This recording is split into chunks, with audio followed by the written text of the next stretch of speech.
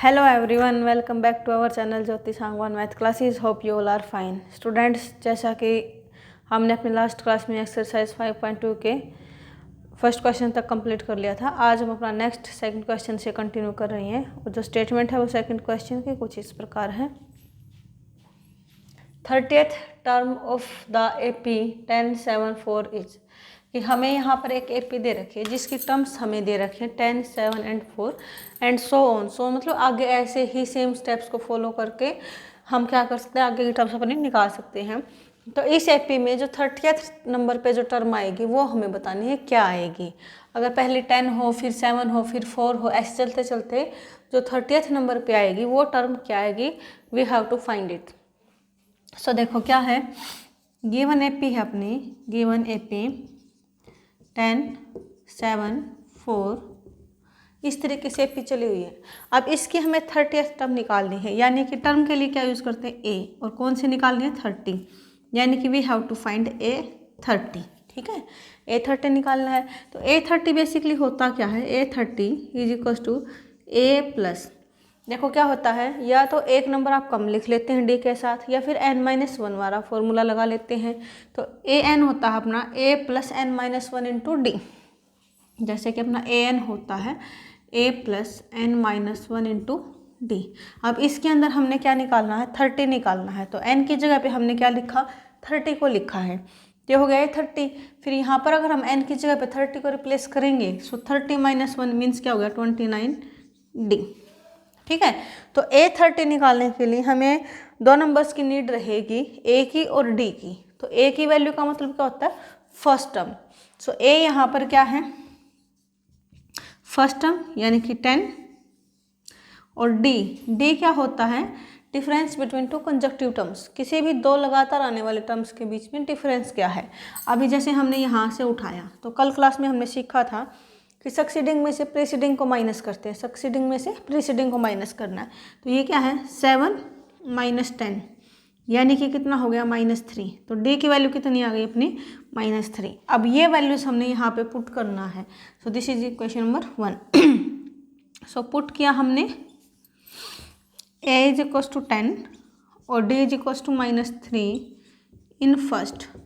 ठीक है, क्योंकि हमें A30 निकालना है तो हम इसमें क्या करेंगे, अपना पुटअप करेंगे.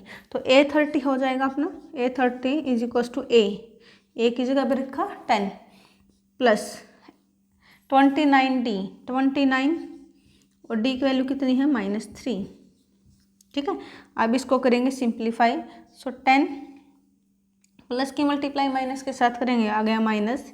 29 की मल्टीप्लाई हमने की किसके साथ, 3 के साथ. तो कितना हो जाएगा, 3 9 जा 27, 2 कैरी होगा, 3 2 जा 6 एंड 2 8, -87. सो 10 - 87 मतलब कितना हो गया, -77. तो क्या आंसर आएगा, -77. कहाँ पर है, सी पे है.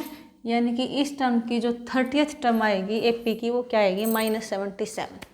तो इस प्रकार आप क्या अपने टर्म निकाल सकते हो. कोई भी पूछे आपसे 30, 40, 50, 15 कुछ भी पूछे, इसी प्रोसीजर के साथ हमें निकालनी है. अभी जैसे इसका सेकंड पार्ट है,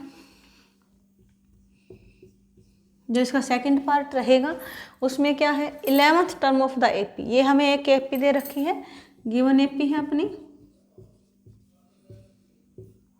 -3, -1/2 एंड 2. ऐसे एक एपी हमें दे रखी है. इसकी हमें 11th टर्म निकालनी है, यानी कि क्या निकालना, हमें A11 को हमने करना है फाइंड आउट.